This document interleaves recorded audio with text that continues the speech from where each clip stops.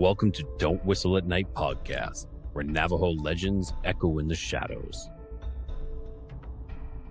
Darren and Dawn will guide you through the sacred fire of native storytelling, where the old stories breathe, the unknown walks among us, and voices, long hidden, rise to be heard.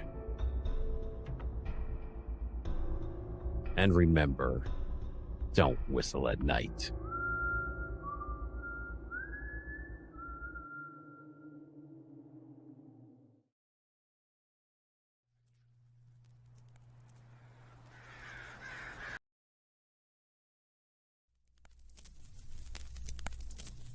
Welcome to Paratruth.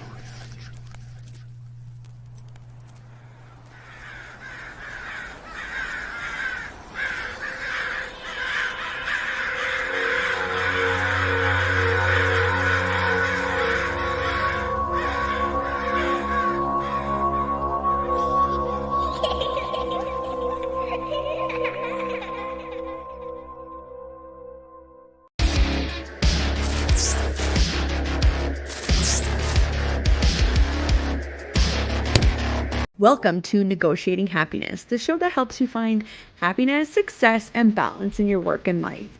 I'm Adriana Fiestra, your host for this journey into entrepreneurship and personal growth. We're broadcasting live on 107.7 and 105.3 FM in New Orleans as part of the United Public Radio Network. We explore the latest strategies, insights, and stories from successful entrepreneurs and experts. From managing stress to building a thriving business, we've got you covered.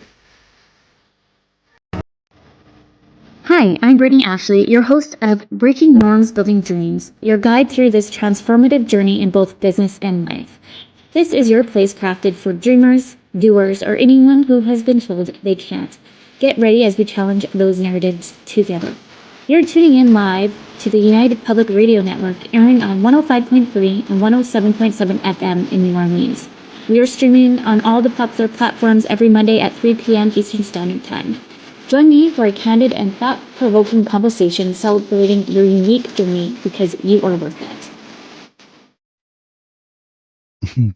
Good evening, everyone, and welcome to All This Quill. Good afternoon, good morning, wherever you may be listening to us on this big, beautiful blue planet we call Earth. You know, for my friends over there in Australia, hey, it's already late Sunday. I mean, y'all are just kind of chilling on a Sunday afternoon, just hanging out. You know, for my friends over there in England, what is it, about 9 p.m. right now over there? So, you know, guys, I always love knowing y'all, and I really do appreciate everyone who writes in and tells us they enjoy the show or lets us know where they're from. It's always nice to know how many countries our shows go out to. This one fluctuates between about 140 and 165 countries worldwide. Just depends on what John and I happen, or whatever the guests we may happen to have on that day may be doing. John got a new job, y'all. I didn't have to tell y'all about this. Emily wrote to me about this. He's got a job as a Chippendale now in California. So, you know, when I fly out to shit, I'm looking forward to this show. Philip, what do you mean? No, I just I haven't talked to him in a while. John and I, sometimes we get to talk a lot. Sometimes we don't. It's just, we have weird, strange schedules running around. And I mean, he's barely been home, 2 weeks now? Not even 2 weeks, huh? A little less than that. Yeah, from Frankfurt. He was over there in Frankfurt hanging out, partying with the German girls. And yes, he's married. Why do you think I'm teasing him? If he wasn't married, we'd be talking in secret. Hey, what was going on? Stuff like that. No, I'm teasing. Welcome everyone to the Office Quill. I hope y'all really do having a good afternoon. We're gonna introduce Zaine just in a few seconds. I'll let John introduce him in a minute. But so John, it's quiet out there. It's nice out in LA now. Again, it's safe. I can come out. Nobody's gonna be burning up cars in the streets or nothing, right? I don't know about that, but tonight's Game 7 of the World Series. So, that's good. LA's in Toronto, so Emily's definitely like banging hard that the Blue Jays win. Oh man, you should videotape her when she's watching. That's priceless, man. We could use that for blackmail in the future. I'm telling you. Yeah, she's got her Canadian little flag on, and she's definitely outnumbered here because there's a lot of LA people here. But yeah, I imagine there's a few. She's a tough one. Hey, man, but anyway, so it's good, and we're getting ready. We're ramping out at the beginning of November. At the end of this month, we have the big Hollywood Christmas parades. We're ramping up on that. we've been doing our meetings to gear up on who's going to be. We're going to finalize who's going to be the grand marshal and what type of celebs and get that all going. So we met with the owner of the parade, Emily and I, last week, and then I'm going to an event with him Monday night, and we're going to finalize discussion over who we want to be the grand marshal this year. So hopefully we'll have some, that all worked out this week and move forward with it. But anyway, it's good. Definitely all good there. It's well, it's fun. Life's good, man. Well, mostly, I don't want to get into potentially that. Good. We'll just we'll leave that for a whole now nother in the fourth day. week of the shutdown. That's some people definitely. Is that what's been going on? Really? What is it? 32 days now? I forget. No, I'm just teasing.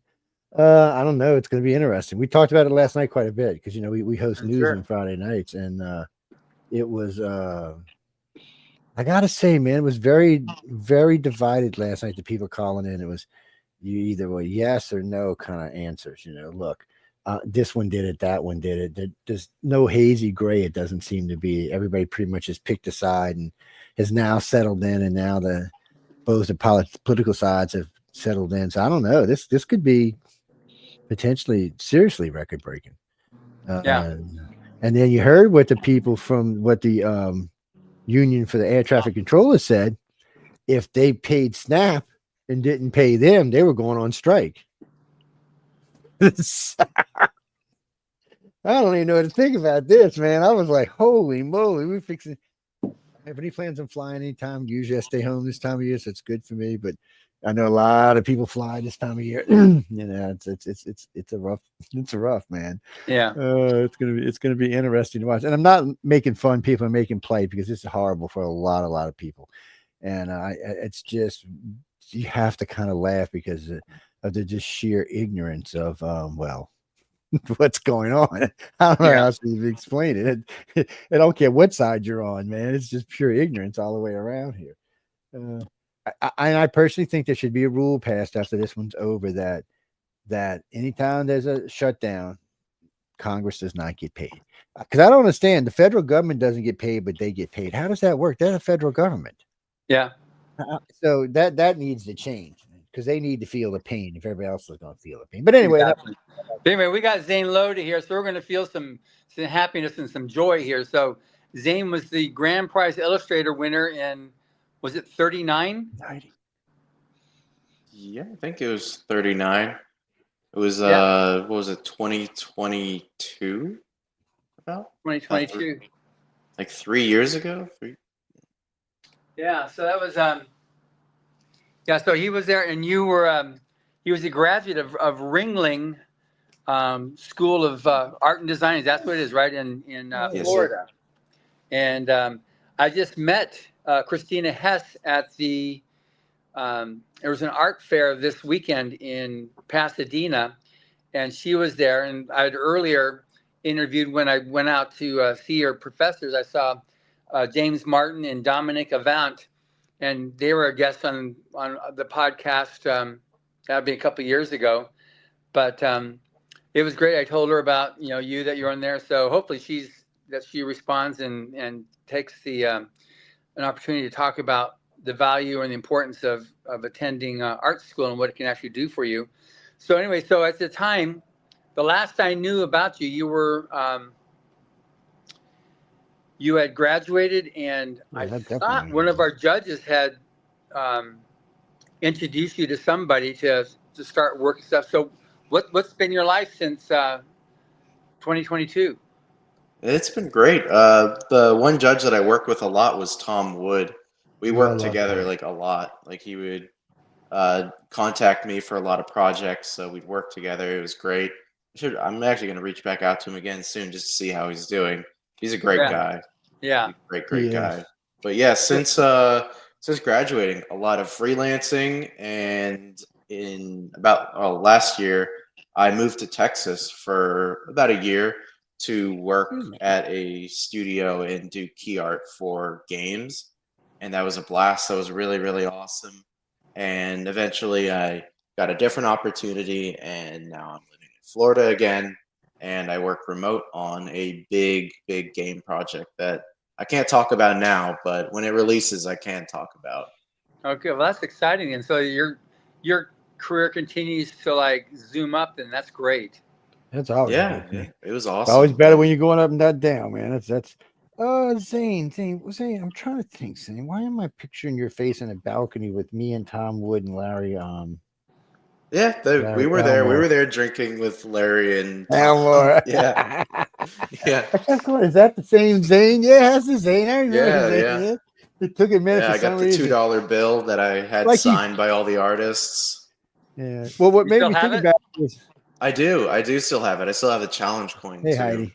I haven't been carrying the challenge coin on me though, because I'm worried about losing it. I don't want to lose that. Yeah, I don't blame Yeah. you. Well, I don't blame It's you. like one of the man. most valuable things I have. Wait, Gotta what keep that. book were you in? It wasn't 39, was it? This is the one with the mammoth on the cover. I think that was 39. No, 39, I believe, was the one with Tom Wood's dragon. Yeah, because I got that one in my Hmm. hand. Okay, so I No, got the it's wrong been one. 38. Yeah, so So this maybe is it's this was 38 Tom. then. Yeah. Yeah. Oh, so yeah, 38. Yeah, no, I know because I got a bunch of them behind me. Oh, that's 38 right there. Look at it. Look at that. Look at that. Look at that. 38. Bob, can I have 38? Do you mind, dude? Bob is a little, he can get a little bitchy sometimes. I'm just saying, he's Halloween rule. Okay, man, I got stuff all over this place, y'all. These are all these are the backpack. These are my personal collection, but these are the ones. I tell artists to do it all the time, but it's easier with the authors for some reason. So everything back there is for sale somewhere. You Anything you new? have 38. There it Okay, is. Yeah, I got 38 in my hand. Yeah, and but you'll notice there'll be some of the writers of the future. These are just different authors who have either been part of writers of the future, authors I know myself, that are selling. So of course, here's this thing they call a book, this weapon called Battlefield Earth. That thing is like this, man. I mean, it's seriously thick. I was like, oh look, this thing still got the little stingies in it. What did I So do? Zane's got he's got what was your story?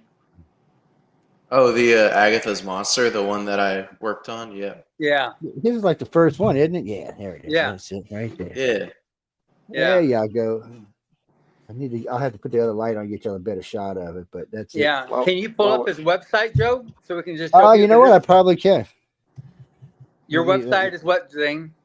It's Zaine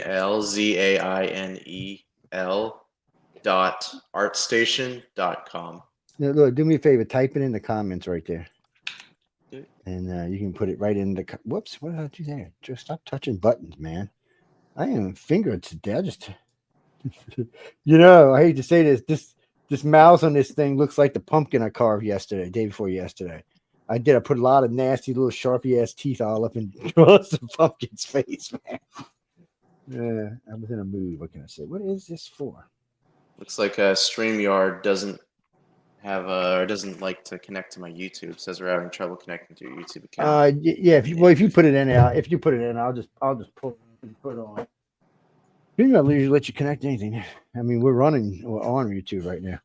It's let me see. You can either put it in the regular comments or you can put it in the private chat. Either one of those. Oh, here we go. I put in the I chat got right there. Yeah, there we go. I got you. Let's just open it a different link. Yeah, so my website I've kind of overhauled. So pretty much everything that I had on it before has been moved to an older work tab. And then I have my main tab being the concept work that I've been working on. And then pretty much everything from that old work tab is from between 3 and 5 years ago. Because pretty much as soon as I got out of college and I finished with the competition, I was working in industry, so pretty much everything that I have is under NDA, and I can't send any of it out on my portfolio. So yeah, I've got like 3 years of work. I can't show you anything, but I've got some amazing stuff here. It's amazing. Yeah. Yeah, it's there. It's somewhere there. He's teasing. teasing It's like pulling teeth. The studios have to I have to manually send like a client work portfolio that has the NDA stuff and is like, hey, you guys, I can't show any of this. Make sure that you sign this before I show you anything. And it's like, it's a whole ordeal. It hasn't stopped me from finding work. I found a lot of work, which is great. Well, once you get out there a little while, it's kind of how it is. Once you get out and start getting a little reputation, things kind of snowball. When on this cover we had last year from Craig Elliott, this is one of his concept pieces for Treasure Planet, which wasn't used by Disney, so he was able to keep it, and he turned that into the cover for volume 41 last year. But that's just one of his sketches for Treasure Planet, which was NTA, and then it released when he's able to start doing it. Oh, that's awesome. So you'll have the same thing at some point. Yeah, eventually, yeah, when all that stuff comes out. But yeah, on my concept work, if you click on the concept page, like it's an entire like breakdown of the environment. Like if you actually click through the artwork, it's got like a whole floor layout. It's got a bunch of prop call outs. It's got a bunch of like set pieces and things that you use when you're developing a game, like player pathing and all that. Yeah, Joe, do you want to go over to the first tab, concept? Yeah, I'm going right there. I was actually over on anyway. Let's see, boop, click. There we are. There. And then if you click on that first image, it'll pop up something huge. Basically, I did an entire like floor layout for this like underwater hunter's lodge area where they kind of like have there's like a mystic airlock that keeps all the water out, but it's basically an entire like society of people that have structured everything around like diving, where you're catching fish down there, you're mining for resources, you're finding like things to build houses and things. So diving's super important to these people. And if you scroll down, you can see like more stuff for this. Like there's a little explanation with the call outs of each room. And if you zoom in, you can see there's like posters on the wall. There's like specific like armor suits that have been made for like different types of divers. All of the beds have different things on them. Well, that's cool. Like, there's a bunch of concepts for the thing. There's a kitchen concept. It's like a L-shaped grill oven, pizza oven combo. Yeah, a shelf in the middle. Yeah, that looks cool. I'm looking at it right now. I don't know, is it not showing it to you? Let me just see. Yeah, it's showing it. I was just making sure it was on the screen because sometimes the stream can get a little weird. And there's some totem pole concepts. See, man, you can make a chessboard like this. Yeah. And there's the diving suits. Yeah, I got a friend of mine who's been doing this for 25 years. He does chessboards. That's all he does. Cool. He makes unique chessboards too. They're all one of a kind. And I think to date he sold them 44,000 of them. It's he does it, and he does a lot of them where people actually call him and ask him if they can make this, that, or the other thing. Mm-hmm. He did a Star Wars one, but he did it with Yoda and I forgot who the bad guy was they used. All the concepts for everything. So Zaine, all these concepts, this is a project that isn't happening, or one that you're pitching, or what? Yeah, this is for a personal project, just something that I did for fun on the side, like in between jobs. Like basically, if there's any time where I wasn't freelancing, I just take some time off and then work on my own thing, just to increase my marketability as a concept artist. Because I have a lot of experience and work in illustration, but not much in concept. So I was like, all right, well, let's start doing some concept. And I worked with some people and got some art director feedback and stuff. And I started flexing my concept skills and trying to practice that skill. Hey man, this guy looks hungry right here. Man, you need to feed this dude. Have you been in touch at all with Craig Elliott? Do you know him? No, I don't think I was able to meet him. Was he there my year? No, not the year you were there. He wasn't. I know he had some stuff with all the COVID stuff. It was a real problem for him, but he's been here the last couple of years. Maybe if you're, because that's what he does for Disney and for Netflix and all these. He does amazing concept artwork for a lot of these movies, the animated movies. He's like brilliant. So if you'd like, I'll try to do an introduction. Just put you guys both in touch with each other. That'd be amazing. Yeah, I would appreciate that so much. Yeah. This guy looks like one of the crabs I catch in my backyard, man. Yeah. He's like a big diving suit that's made out of giant crab parts. Like they kill a giant crab and they turn them into armor. Because they're a little bit buoyant, so maybe you can. You know how diving suits, they have a pressure valve that attaches to the front of them where you can adjust it. I'm imagining you can attach it somewhere in the crab and make the crab more buoyant so you can float up in that big giant suit of armor versus like a big piece of metal where you just sink to the bottom. If you got a crab shell on, I mean, they're meant to float. They float. Wow. You got a lot of detail in here, man. That's amazing. Through. I mean, there's a lot of detail up in there. And this is just your off time. Yeah. Well, it's always fun to make work on your off time. Like if you enjoy what you're doing, it's not really work. No, I understand totally what you're saying. So does Joe. It's like we're both, you know, others could call us workaholics, but I just love what I do, and so does Joe. And obviously, what so do you?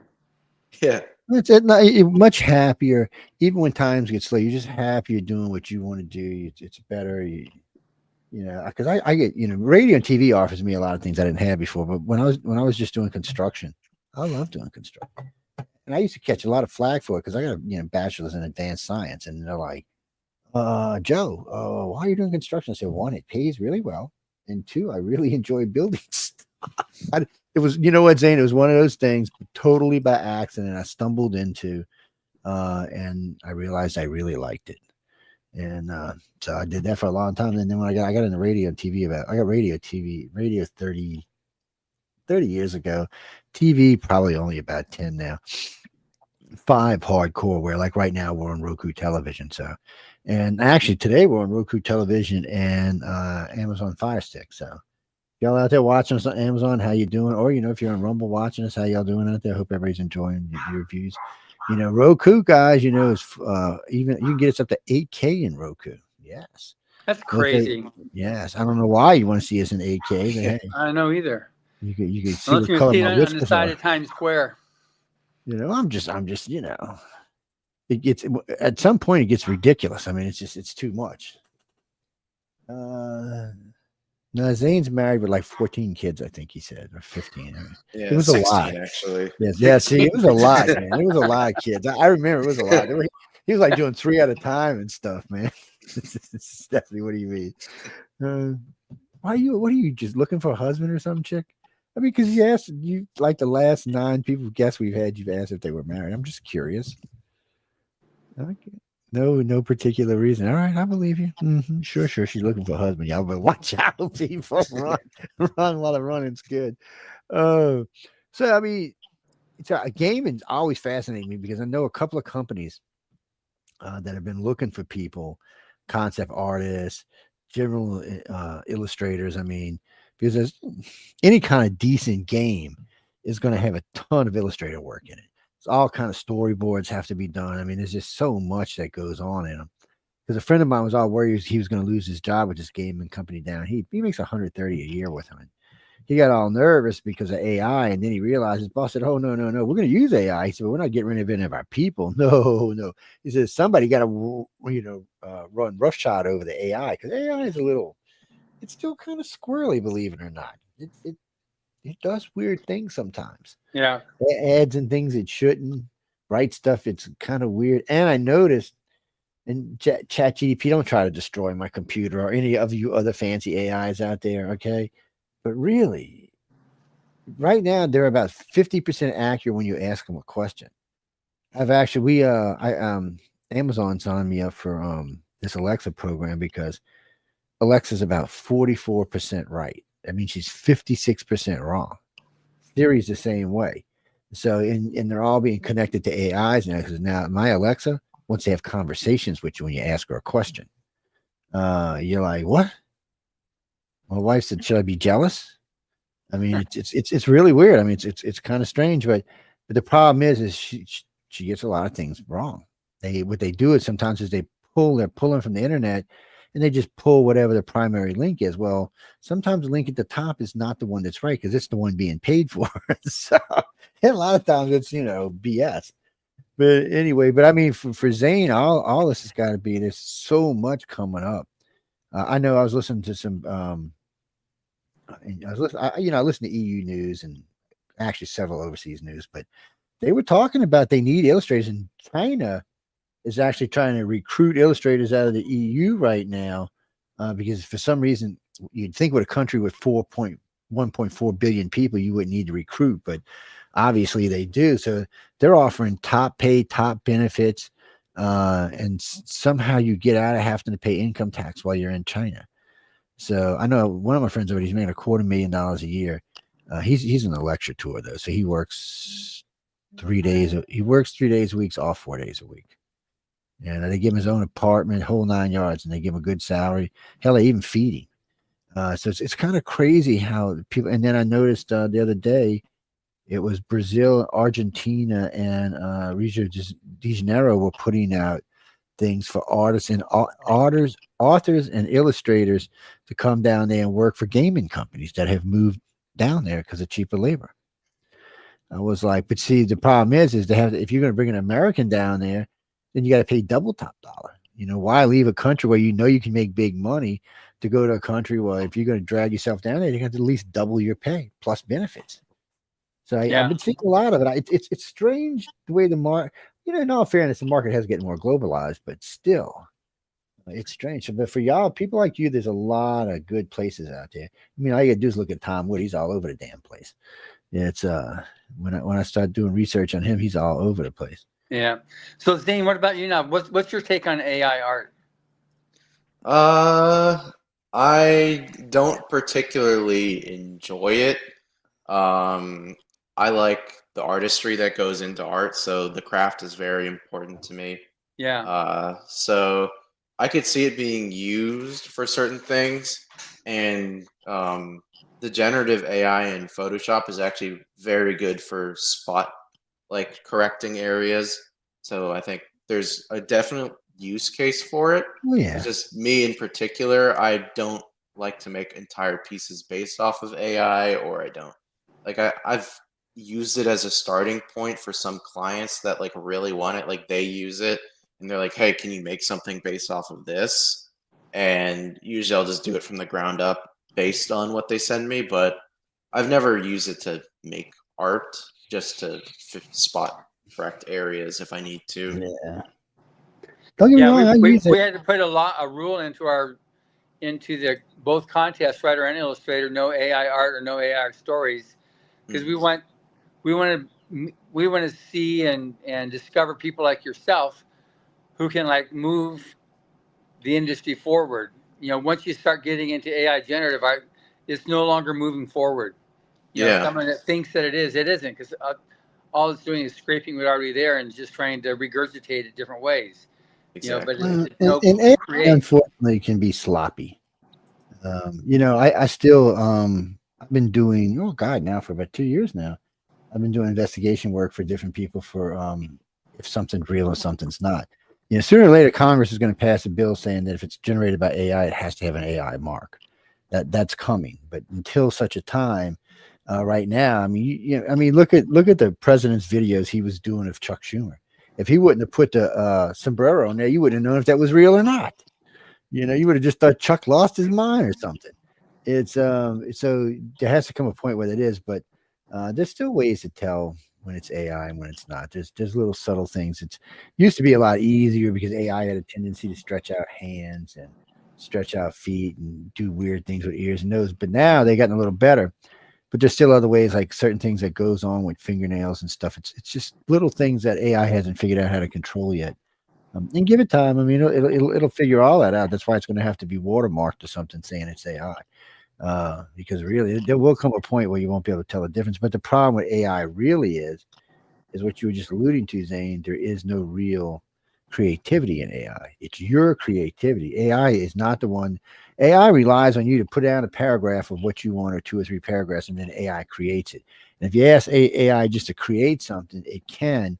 But I noticed if you ask AI, just write me a book, the beginning starts out pretty good, and the ending a lot of times will be good, but the middle will be jibber jabber. Literally. You can't even read it because you're kind of, what the hell is this?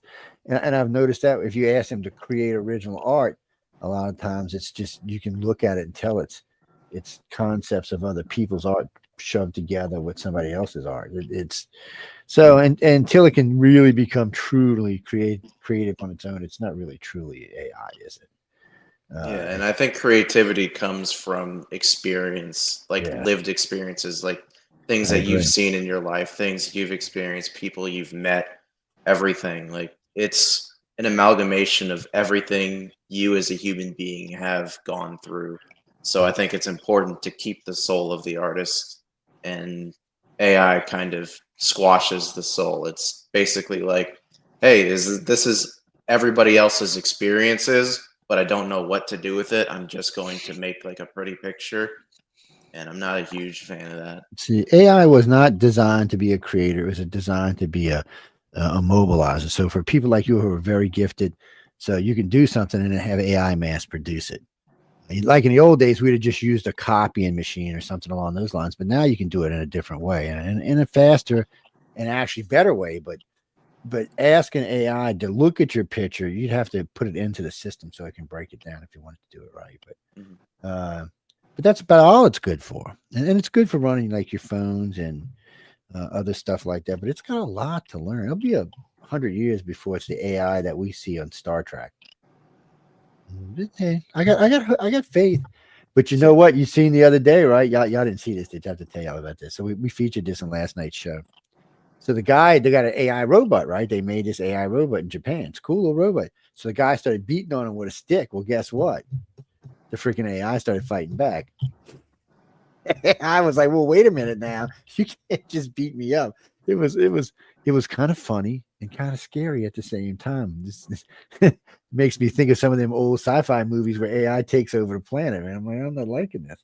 And you know, Makes you when think they of first, Blade Runner with yeah, replicants and stuff. Yeah. Yeah. it's gonna get weird. It's all I can say. Hey, that's good for artists. The weirder it gets, the more concepts there are out there. I mean, it's nuts. I get crazy, but what's that, Gene? What are you talking about, Gene? So Gene is from Illinois. What part of Illinois? You're not going to say because you're from Chicago. I know. You're embarrassed to say you're from Chicago. I got a lot of friends in Chicago. I got a lot of friends that live outside of Chicago too. So what do you mean? What is concept art? I would think So go the ahead, Zane, title. go ahead and explain what concept art is. Sure, yeah. Basically, it's just art that is used to kind of I guess if I just kept saying to make a concept like evident, that wouldn't tell you anything. But it's basically art that's pre-finish. It's all the stuff you need to bring the pipeline forward to make 3D models for your movie or your game. It's the stuff you need to make sure that, the tone of something is correct. It's all like the stuff before the really pretty pictures. It's laying the groundwork.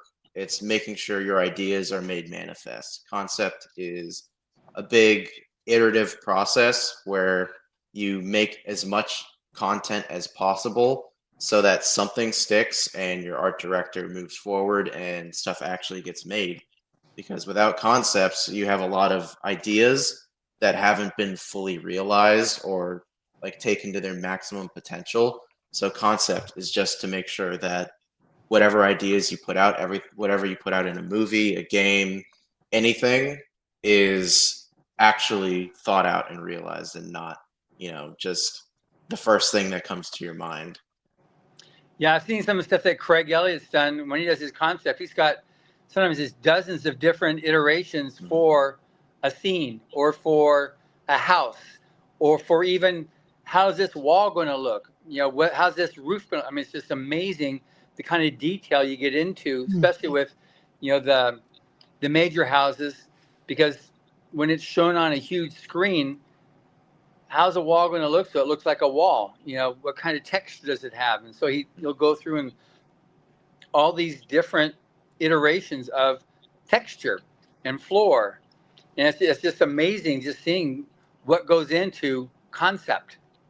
Yeah, and it's a very like diverse set of skills because you need to know a lot about how things work in real life. Like, what does the grout look like? What do the wooden slats on the roof look like? How do they connect? What's the transition material between the ground and the wall? Like there's a lot of things that go from just observing things in real life and understanding how things are constructed in order to make like a concept. Yeah, we've come so far since Walt Disney's Mickey Mouse and Pluto and Chilly Willy and all those things there, where you just have a circle and there's the sun, and here's a little box and there's the house. It's like it's so not that anymore, and just the detail that goes into to create that, what we're used to right now, because for better or for worse, imagination has been replaced by Zaine Lodhi. You know, you're the one, and people like you that take the imagination to the nth degree to create these worlds that, when I grew up, is like, you know, you have this palace. So I knew what a palace looked like, but it was my palace, you know. And now Disney gives you the exact palace to the grout, you know, detail, you know. And so that's the new thing, which it's good that you've got the imagination. And I don't watch that much TV or movies at all. So for me, I read a book a week because of the podcast. So my imagination is fine. I know exactly what the girl looks like, what the guy looks like with the sword, the knife, all these things. But when you get into the movies, it's like it's now so well defined. But that's what the concept artist does, and people respect the concept artists that really can get into that fine detail. And what Craig was saying too, you got a whole team of concept artists, because some guys can specialize in structure, some specialize in nature, some specialize in horizon. It's like all kinds of different specializations that you do, and he's the lead, so he runs all these people to make the various concepts and make them so they come together. Man, Zane needs to eat when he's drawing. Some of these things just look hungry, man. Yeah. I'm gonna send Zane a pecan pie, man. I'm sorry, while y'all talking, I've just been scrolling through, but so a couple of them looked hungry. I was like, yeah, he's hungry. That guy there's definitely hungry. He definitely looks hungry, man. What? No, Jesse, I'm teasing Zane. Why? I'm making you hungry? No, last night y'all were making me hungry though with all that food talk. Lord have mercy.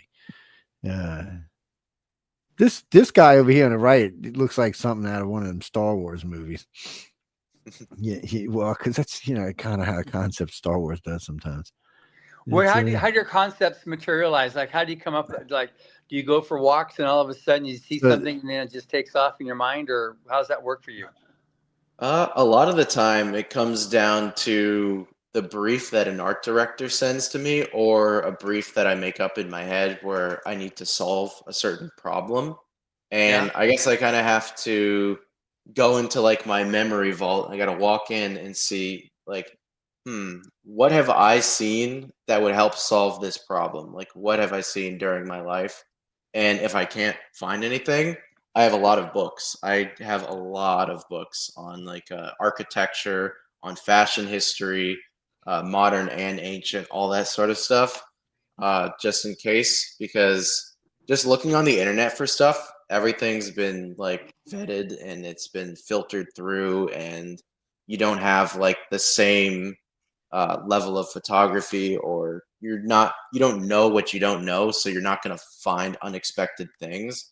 So I like to own a lot of books on a lot of things, and that kind of helps me to help materialize a concept, just to get something going. And then, like you said, sometimes you'll just go on a walk or something, or you'll be at the gym and you'll be like, oh, hey, wait a second, that might be a cool concept. Or you'll just see something on the road, or you go to a museum. Yeah, it's interesting. Dan Dos Santos, do you met him, or do you know him? I haven't met him, but I've heard about him and I've seen his work. I love his work. Yeah, he's amazing. And we met him originally at Dragon Con. He came up to our booth and he saw Emily's boots, and he was taking pictures of her boots. And he introduced and said, yeah, I love your boots. And so she said, well, who are you? So I'm Dan Dos Santos. She said, yeah, right. Because she knew he was as a famous artist. Said, yeah, you're not Dan Dos Santos. She said, no, I really am. And he said, no, you're not. And so he took her over, showed him, and said, oh, wow, you really are. But they met her because he was coming around with his camera taking pictures of his book, because he's just constantly aggregating content. He's getting all these different reference shots for how to do different things. He's like amazing on the references that he'll accumulate to be able to do the art that he does, to get the angles and to get the shadow and all these different things that make his art so amazingly, just stunning. He said that's the big part what he does, and he'll actually make the models 3D wise, and then he'll paint that. He'll use that for his painting, so he can get the right. How does the light hit it, and how does how does it look different ways? And he'll move it around until he gets okay. There we go. Then he gets the exact thing that he wants. It's amazing when you get to that level of artistry, what an artist will actually do to get a product. So this is the guy that was in book. What was it? Book 40? Is that what it was? 40? 38. 38. Oh yeah. Yeah. Sorry. Agatha's Monster. Yeah. And that's the one. That was the one that won the grand prize. Yeah. So I'm just curious. He looks hungry too. What's that? He looks hungry. Yeah. Yeah, they all I look got a hungry. theme for Zaine now. We have to do a hunger theme, man. Yeah. So it's been a few years. So what do you remember most from your week in Hollywood? I think one of the core memories for me was I remember there was a presentation. I forgot whose presentation it was, but I missed about half of it because right after Larry Elmore's presentation, I walked up to him and I said, "Let's go get lunch." And I went out to get lunch with Larry and Tom, and they had to go wrangle me back. So that was a great memory because Larry Elmore was so cool. He was just such a fun fella. Has he been around lately? No, he's been doing Zoom sessions. We're hoping to get him back this year. He's just, I'm old and I just want to do my painting. I don't care about it. I just want to paint. I know he's a blast to talk to. It hasn't been that long since he's been on the show though, a couple of months. Yeah. He's definitely fun. He's always fun to talk to. I always love talking to him. He's such an amazing history too as an artist. His just such amazingly humble beginnings that he has. Just as a poor kid out there in Kentucky with he had a pencil that he'd sharpen with a knife, and then he had his mom's boxes, grocery boxes, they cut up, and each one of those little sections was a piece of paper he used to do his sketches with, and he'd do both sides, and then wait till the next week to get another box to be able. That was his next paper. It was amazing what how he started. Yeah, he ended up being one of the most iconic fantasy illustrators of his time. Oh yeah. He's phenomenal. So this jest is a little bit on the sick side here, isn't he, Zaine? I mean, come on. Yeah, it's a 3D model that I textured, I think 3-4 years ago, something like that. But guy looks a little bit on the peed side, man. Well, you can't see his face, people, but I mean, you don't see the sword sticking out for his nose. Gonna give you a break here. He doesn't look like he's real happy. I'm just saying, it's just an observation. Wait, what we got here? Well, what is this? Do you do that quite a bit, Zaine, doing 3D models before you do the paintings or before you do the artwork? yeah, absolutely. I mean, for me, it helps a lot. It's like taking a photograph, kind of. It just helps you figure out lighting. It helps you figure out camera angle, the camera focal length. It helps you figure out the relationships of objects to one another. You pretty much solve your perspective almost instantly by doing it in 3D. And then I just draw over it, and I pretty much redraw the entire scene, but I have all the perspective, the camera angle, the lighting solved to a degree, and then I just have to do the artistic stuff on top. Yeah, it's interesting because there's this, were you were given a copy of this book when you were in LA?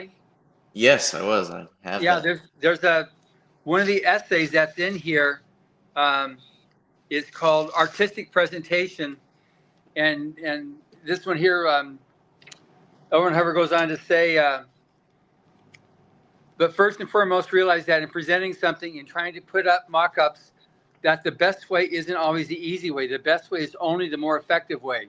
Work out first what effect you're trying to produce. Then when you've got that all taped, only then consider the easiest way to do it, and never consider the easier way at all if it's less effective. Art takes that extra bit, that extra care, that bit more push for it to be effective art. There's no totally easy way to produce a desirable effect. And the day you drop some of your ideas of the effect you want to produce is the day you're a little older, a little weaker, a little less sane.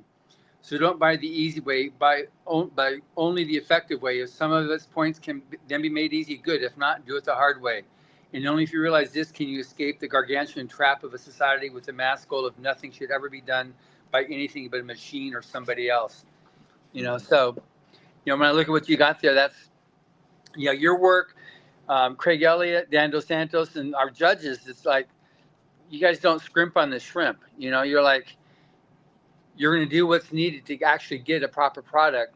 And that's something that anybody that considers that AI is a viable solution is not an artist. They're never going to make it to the level that folks like yourself are going to achieve, because they don't know what it really takes to create art. I mean, the key word is create. Yeah. And there's Well, no I'm not letting- longevity to the career because it's something that it's like, well, you can have it instantly. There's no gratification. There's instant gratification, but that can only keep you going so far. You're not making art. You're not struggling. You don't have any strife in your life. Like, there's nothing that's driving you to keep making this. So once it's done with, and there's no more interest. Yeah, it's like, I mean, Joe loves oil paintings, but I do. and so now do you do oil at all, or are you just strictly now onto the digital where you do stuff on the computer? Personally, I do oil for myself. I love oil painting. It's my favorite medium. Yeah. It's my favorite. I can tell you that. I don't know when, where, why, or how. Somewhere in the past, I don't know. Maybe it was the texture of it. Maybe it was from when I was in private school. I mean, we used to go to a lot of art galleries. I don't know. It's just something about it to me. The painting just feels more alive to me. I guess it's the only way I can really describe it. It's and don't get me wrong, I'm not against digital art. I mean, I there's a lot of great talent out there, and people send me stuff that are on my walls and stuff, and I don't really have a problem with any of that. I mean, that thing, you can't see it right now, but there's a big map behind me back there. It's I mean, all that stuff's great, and I even like, one of the other things I like about oil is you can put them in fancy frames. Well, you can put them in any kind of frame you want, really, but it's I like it's nice to have. It's over the years, I've managed to get my hands on some pretty good artwork, and yeah, I know some of our judges like doing. They prefer art and doing art with like oil or pastels and the more traditional methods. But when they do commission work, they like doing computer, because all of a sudden, you're whoever's the art director or whoever's commissioning you says, can you make that red instead of blue? And then just bling. Okay, there you go. It's red. Can you make her face the other way? Bling. Okay, she's facing the other way, which is an advantage to computer generated. It's not computer rated. It's not CGI, but it's being able to use a computer to make these changes when your client is, changing their mind, and it's for, a model that they need for their business. They're not looking at, this is I'm painting old dowagers to put over a windowsill, or put over a fireplace sill. This is, so they distinguish when they do their personal stuff. Then they like doing just, here's the painting, and when they have to do stuff that's commissioned for that type of stuff, for like, I need something for the next Wrigley spearmint gum. They'll do the computer, so when they change their mind, they can go, okay, good, here you go, because they got the tough deadlines. Do you have an opinion on that? Yeah, I think it's definitely in favor of digital for client work. Just like you said, the ability to iterate easily, that's so valuable. Whereas with a oil painting, as much as I love the medium and I love doing it for myself, having to flip a head means having to repaint the entire head entirely, or bring it into digital and flip it there and then do paint over on top, and that's just, it's a little weird.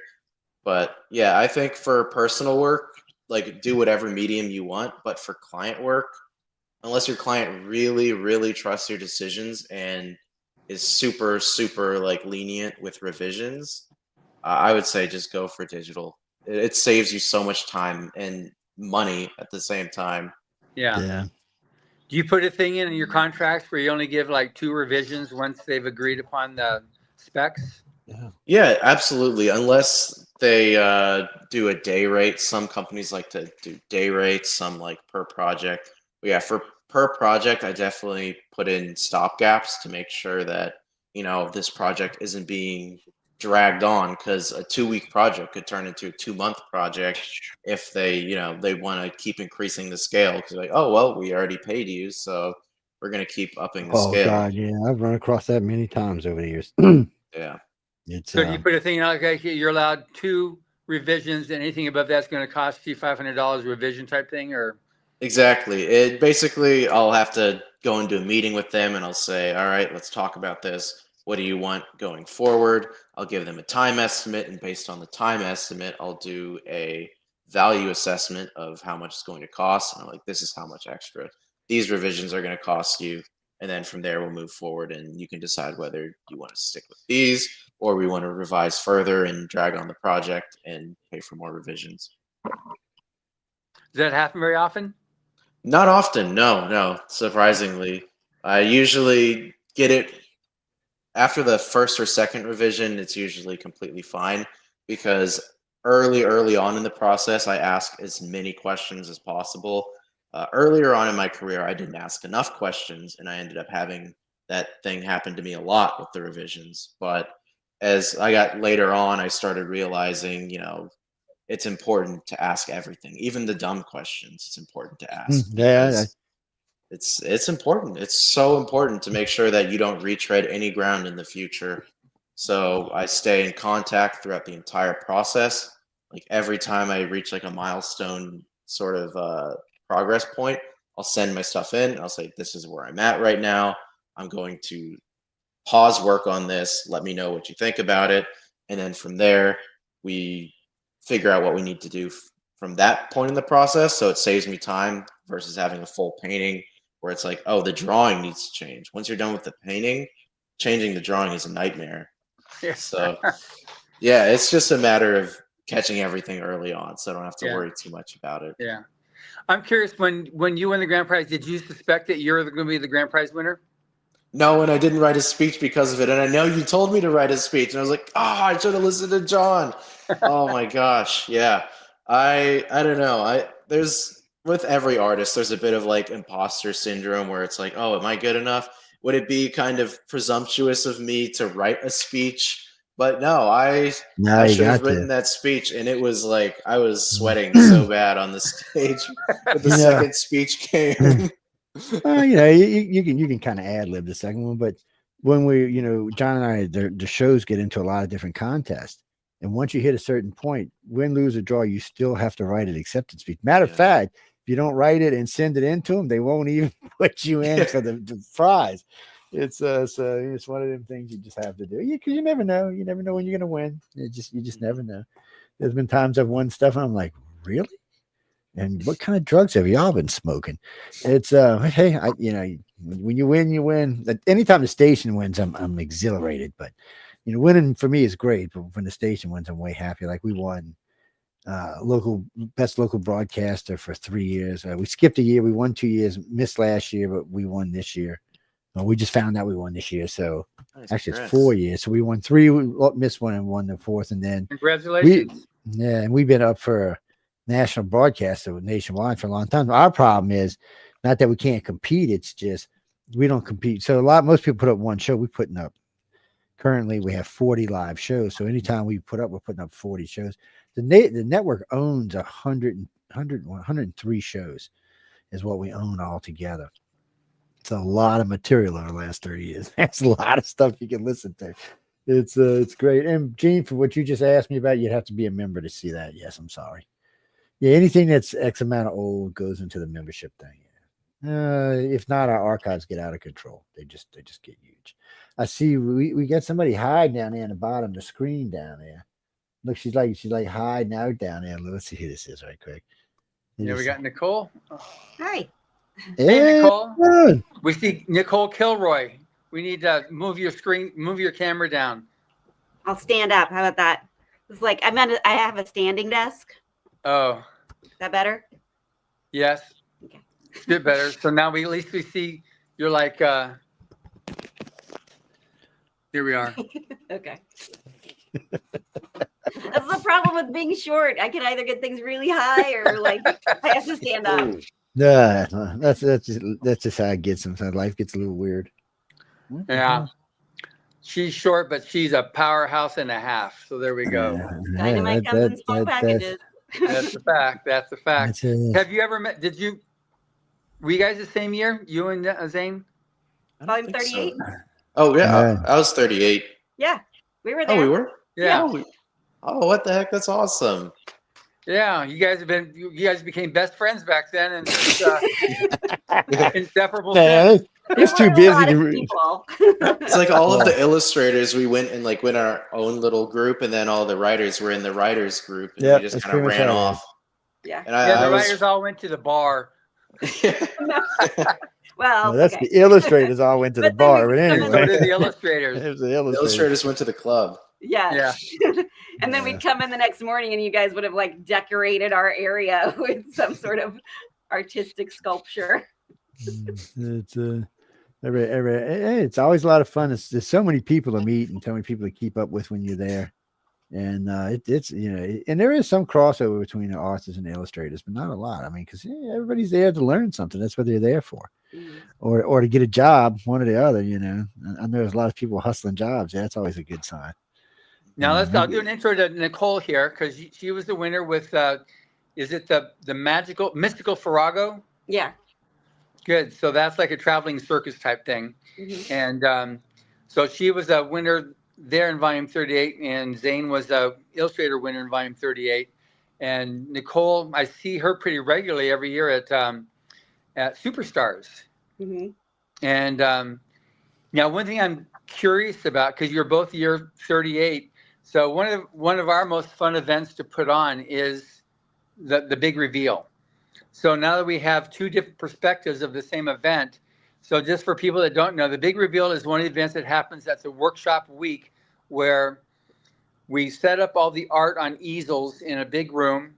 The illustrators that created the art are all around the side of the room, and then we open the door and we let the authors come in, and they have to go around and find their art.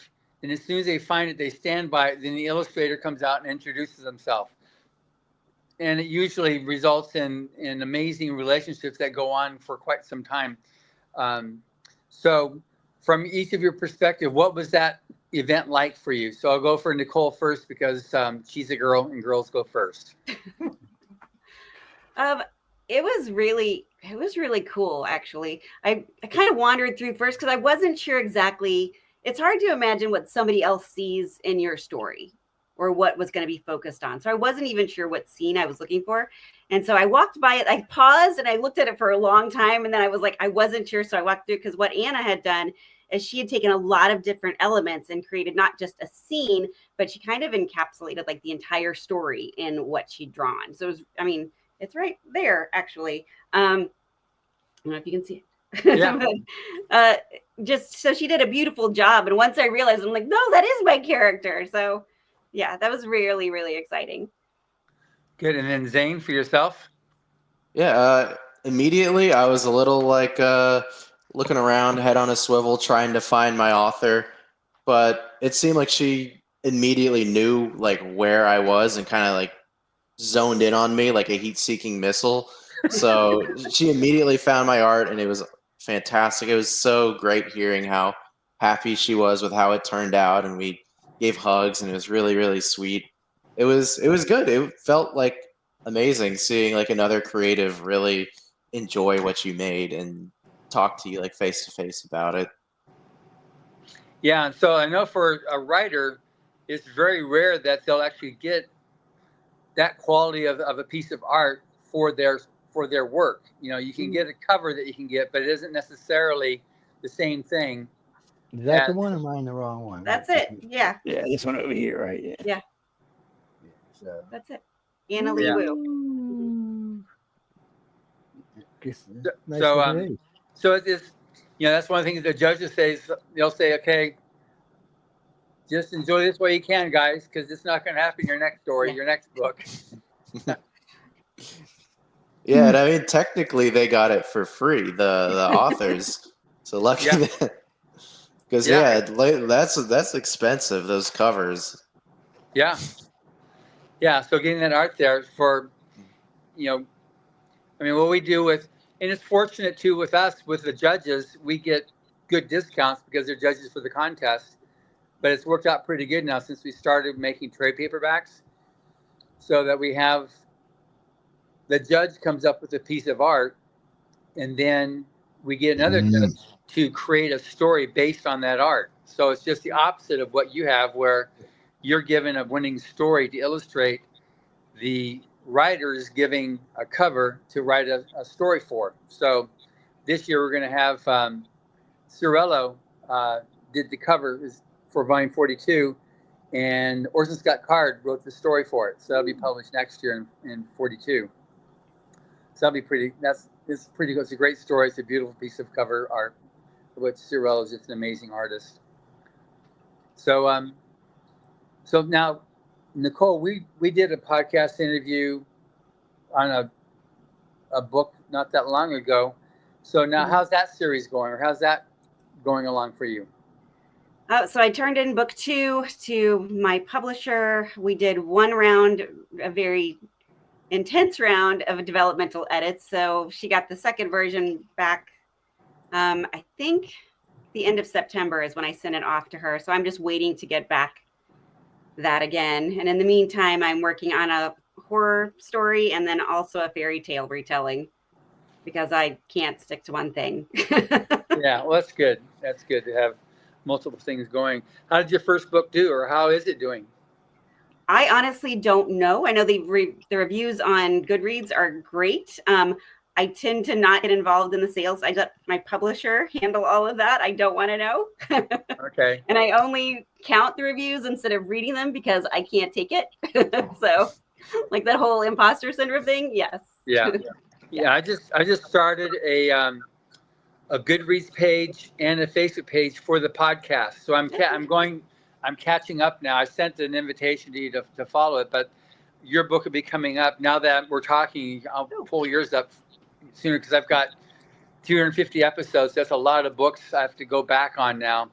But I'll get yours in there with a review, and then I put the link to the podcast on the Goodreads page so people can do it, and it just continues to grow. So it's growing pretty fast right now. Yeah. But I'm going to give something so that people can have a place to see their book and get other people to find out about it. And as the page grows, you'll actually have a lot more ability to generate interest to other readers about your books. So I'm looking forward to that actually paying off. That's really cool. I just have a 6-year backlog I'm catching up on now. No problem. I thought about. I said, if I don't get started, it's never going to happen. So I just did it when I started it when I came back from Frankfurt. It's like, okay, look at I'm just staying home for a little bit, just like to flip over my schedule from the other side of the world. And so I just started creating this thing here, and like, okay, good. Now I got this shelves full of books that I've been given for, the years. And then I've got my Kindle, which has another, 100 books in there. So I'll gradually just get through it all and get these all posted up there. And you saw, I think you saw Rebecca Treasure when you were in Germany, didn't you? Yeah. She's also volume 38. Yeah. So, yeah, it was great seeing her. I said I was going there, and she said, "Are you going to be there?" And I said, "Yeah, I'm going to be there." So I said, "Great." So we set up and had the lunch there. It was great seeing her again, and it was a lot of fun. So I just, when I did one post saying, for all of you that are jealous, I was jealous. I admit. Yeah. It was great spending some time with her there, and she's loving it there because it's a great environment where she is for her kids, and so that's good there. And then when they retire, they're still looking at staying out there because it's just, they like the environment and where it's not so crazy and stuff. With the education system, she says a bit better there for their kids, which is good. So anyway, so we've been on here with Zaine, and he's like, he's just been going crazy successful with his career as a concept artist, working with all these things you can't talk about. I can mention a few companies. I mean, I worked at a really, really awesome key art studio called Picture Plane Imaging. And when I was there, I got to do a bunch of key art for Sega, Sony, Techland, Remedy, Square Enix, like a bunch of big companies, like AAA games I got to work on. So it was really cool. But Wow. yeah, I can't show everything because I'm they under get NDA. upset of it. They get upset about that kind of stuff.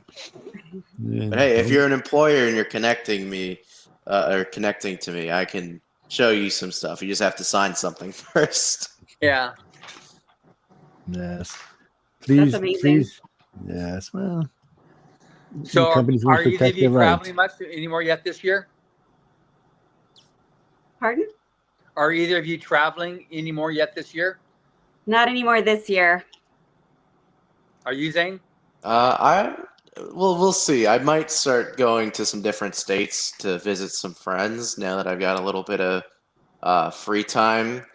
But it's probably no crazy traveling. I remember last time when we went to Dragon Con, it was really awesome being there at the booth. It was super cool. I got to introduce my girlfriend to everyone and see the convention in a whole new light because I'd gone to Dragon Con quite a bit before that. Like I went like as like just like a fan, just somebody that goes for fun. But being there like as a VIP was really cool. And showing the books and stuff and signing things, that was awesome. Yeah. And if you're interested, because we have about, I don't know, probably 8 of our winners with booths now at Dragon Con because it's so well respected as a contest with the Illustrators of the Future and Writers of the Future that if you're interested in going there and getting a table or getting a booth, you know, we can forward your artwork to the gal that runs it, and then she will then set you up with a table. You can come there and sit up and show your own work there. But we've got, going back to volume 8 or so, we've got winners there now with tables that are just, at this point now, they're doing really, really well and continue to do well. I'd love to. Yeah. I think give me like a year or two to like make a whole new portfolio. Now that I've got the new skills, I'm going to get everything out there, have it all ready, and then we can start setting up a booth. That would be so awesome. I'd love to. Yeah, it's really good. And we had we did our first Writers and Illustrators of the Future dinner at Dragon Con. It was so much fun. We did the after dinner photo on the steps of the restaurant there, and there was a lot of us at that dinner. But it was great seeing so many people over so many volumes, and it's going to grow, which is great. We'll just keep that in as an institution now. It's awesome. I'll just learn better how to tell people how to work out their costs for the dinner, because after it was all said and done, and I paid it, and then everybody chipped in what they thought was their right portion, and I had that, and I paid another $100 on top of that to cover everything. I was not there. What's that?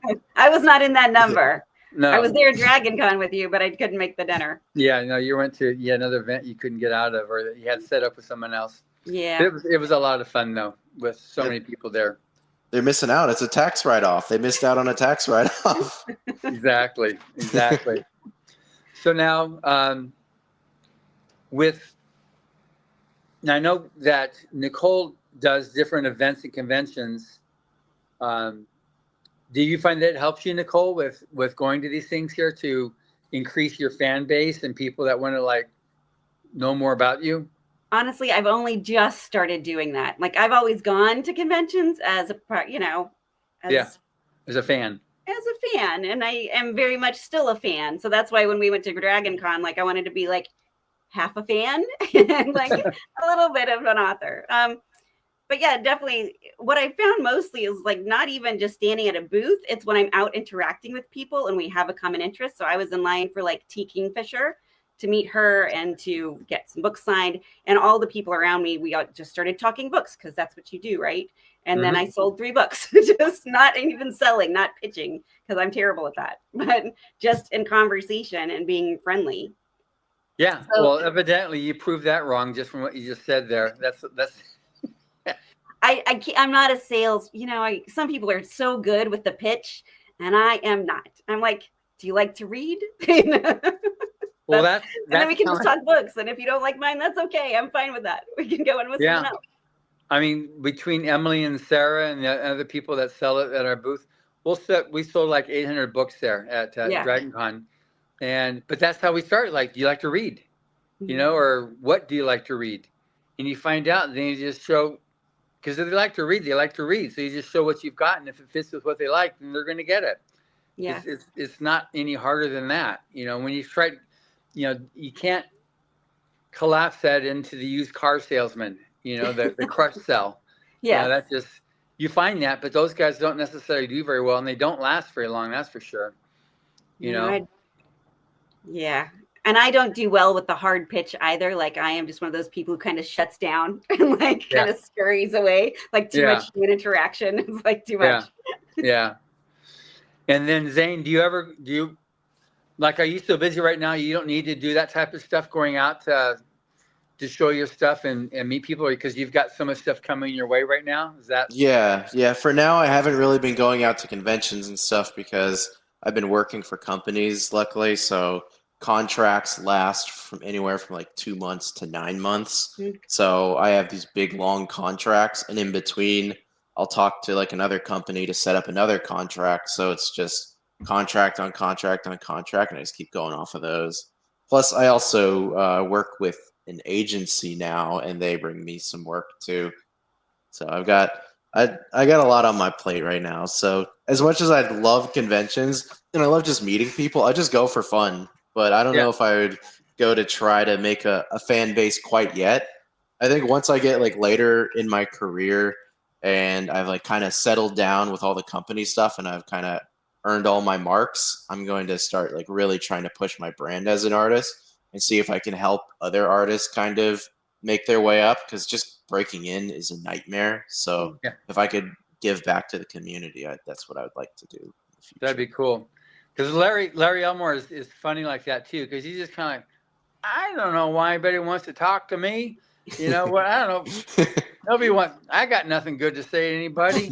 He just goes on. And everybody's just like, Larry's my hero, man. He's like a lot of people's hero. He can talk circles around me.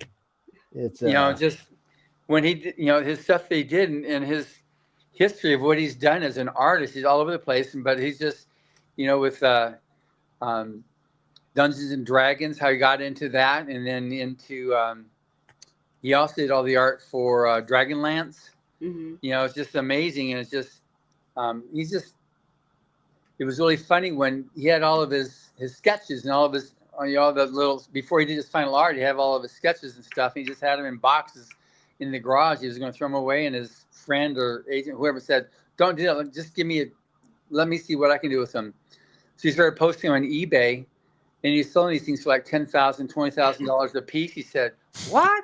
That's more than I got in the final thing there, And he had no idea how much people revered him as an artist. He didn't. He did. It's funny, but then still trying to get him out. Nobody wants to hear me. He's got that drawl that he does and self-effacing type thing. But he's, he used to he stopped doing it, but he would attend Dragon Con regularly, and I was giving him to chase up about 10 years or so ago, and so I went to see him.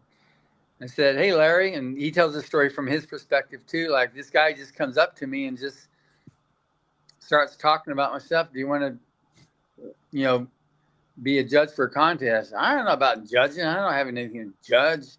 So I'll leave you some books here. And so I left him some books there, and he says, "Well, it sounds kind of good." And then he kept on calling me. He's just telling the story, So finally, okay, I'll come out once. I'll give it a shot. So he came out. He said, and then he realized how much fun it was. He had no idea. So, but he's just so funny how he does his stuff there. And he used to do stuff on commission, and now he says, I'm done doing commission work. I want to write. I want to paint for myself. Yep. I've been doing that for 60 years, whatever. So now, or 50 years, whatever it was. So I'm going to just paint for myself now. And Just so, well, anytime he's on, all you got to do is look at the studio behind him. It's covered in paintings everywhere. yeah, They're everywhere. And they're not like half works. They all look like they're completed. I'm like, hey, what you got back there? Oh, I ain't finished that yet. I can't show you. Come on, I show you. Don't be so loud. He's like, no, Joe, no. I tell you what. So you get a little Tennessee whiskey. Him and I and Tom were sitting at the bar one night. I don't know. We were just shooting shots at some kind of Tennessee whiskey. I don't even know what it was. All I know is I picked up the tab. It was like $400. So anyway, he got to telling us stuff. I could have sat there all night and listened to him. I was just like, Jesus, man. He's got some really good stories. yeah. About a lot of different things too. And he always ties them all back into art though eventually. Somewhere along the line it's going to tie back into some art somewhere. But he was telling me about his Harley one time, and he's telling me about his truck. And I love talking to the guys. I also like talking to Scott too. He's a lot of fun to talk to. Orson's is a guy. He's got some good stories in him too. So Yeah. just stay So away. now, what's your so Zaine, now so you got 12 months in a year. How many of those months are you actively working, or do you take time for like just chilling? I'm pretty much actively working every day, even on weekends. But it is what it is. I like doing it, so it's not a big deal. Every once in a while, I'll take some time off. So I guess, yeah, there is some not working time. I'll take time off to go to a festival, like a music festival or something with friends, or go on like a painting retreat with friends where we'll go. I guess that's kind of working too, but it's not really work. You're seeing the world and doing some painting in a different medium. So we'll go to like different states and stuff and do that. But yeah, I'd make sure to make space for myself, but I don't need a whole lot of space. Not yet. Yeah. Are you still with your girlfriend? Yeah, we've been together for our anniversary was actually just 2 days ago, and we've been together for 7 years now. Wow, That's congratulations. good, That's The great. anniversary. Yeah, time to get married soon. Yeah, no, I just had one on the October 23rd was my 43rd anniversary. Oh wow, Wow. happy anniversary. Congrats. Yes. I've been married long and he's been alive, man. Yeah, almost It's, twice as long as I've been alive. That's what I'm saying. It's been a long time. So Zaine, you're Yeah. like what, 29? No, I'm 26 now. I just turned Yeah, 26. My birthday was on the 26th. It was my golden birthday. Wow. And then Nicole, you're like 27 or 28. I think. Zaine is the same age as my son. Yeah. Well, Nicole will be forever beautiful, so that's fine. We'll leave it with Jesus, that. man. I think my son makes 40 this year, 39 or 40. Oh, shit. I don't even want to think about that, man. Let's move on to we need to change topics now. I think it's not So Oh, Nicole, no. so what are your writing habits? How do you fit in with everything that you do to fit in your writing as well? Oh my gosh. you This is still a not nurse? healthy. You still Can do I the just nurse preface this? My methods are not healthy and I do not recommend them for mental well-being. Okay. So my method is to literally get obsessive and do nothing else for weeks on end until the project is done. And then I just like crash for a while. And then I don't write for a few weeks until something else comes along or I feel it, Yeah. So I crashed. I had that big crash after doing this developmental edit, which was essentially doing an entire book rewrite. So I wrote 100,000 words in 3 months. So I crashed after that. And then I started writing a couple short stories just because I felt the urge to. And then I'm working on these other 2 projects until I get this next developmental edits back. Don't recommend that. Yeah. So Now you were or are a nurse? I'm an occupational therapist. Okay, good. At a Do you big- still do that? Do you still do Oh, that yeah. as well? I work weekends, so I had to kind of rush home to get here for this because I only work weekends, which is really nice. But the other side of that is I'm the only OT for the entire acute. It's a big trauma hospital, so I'm the only one for the building for the weekends. But I love it because I get to be in the ICUs and I get to be very hands-on, and I'm still learning. You know, I've threatened to kill a few physical therapists over the years. I'll just tell you ahead of time. I'm the occupational therapist, so people, I get to be the nice one. Yes. They tend to Yeah. like us better. Yeah. Well, yeah. It's a whole different. Yeah. It's. I don't know. It's always strange. Kirby. Yeah. Well, you want to be an author? Talk to John. John's going to be the best author on the planet soon. No, he's going to write a book like I'm going to write a book. Yes. So, because some people can write, some people can read really well, some people can do art really well. Everybody has their place on the planet, what they like to do. John, like me, just likes to be into a lot of different things at the same time. Hey, life is only this long, people. You gotta stay busy while you're here. It's you got when you cross over, they say, "Hey, were you fulfilled? Were you busy?" Oh, hell yeah, I was, man. Can I have a couple of decades rest now, and then send me back? It'll be more like that. No, I've tried writing. Writing or look. You know, there's a running joke amongst all of us at Writers Future that John and I can't even draw a stick man. So you know, we have nothing but respect for illustrators and for authors too. I love to read, but I've tried writing a few times. There's a lot of stuff I need to write for one of the organizations I work for, but I don't know. It always comes out sounding like jibber jabber to me. That's the first draft. First, that's what like editing is for. 300 probably. Like, I'm not intimidated about writing, other than the fact that it's a time thing because I've got so many things happening. But art, I have nothing but just like such respect for somebody like Zaine and these established artists. Like, I can't thinking like art and thinking like it's like backwards. You're like, for me, I went like, if I do a face, okay, here's my nose. It's like it's totally wrong way. It's like, I do the whole thing wrong way out, and so it looks like a total piece of crap, and I can never get past that. And so when I see somebody that can sit down and just on the live model sketches that you do at the Illustrator workshop, I'm just like, my gosh, how these guys can do? They just sit in there sketching. All of a sudden, it's like, there it is. There's the people that they're sketching. You got the 3 minute, the 5 minute, 10 minute, and 20 minute where you can do these things here. And I'm just like totally amazed at your ability to do that and see and be able to create that. And so I look at others that, we had one winner once, and it only happened once, who didn't come to that session. He said, well, that's not my process. I learned to find out that their process was prompts. And so it was when I see this and go like, wow, what talent and what it takes to be able to do that. It's so far removed from a computer creating something. It's like you need to see it to really realize that it's a whole different universe. Somebody that just puts some prompts in and gets the computer to come out with something versus, and I see people saying, isn't this amazing? Look at this cover. And I kind of go, whatever. There's just, it's flat. There's no life to it. It's like, and then you see something that's actually been created by somebody and you actually see the life there.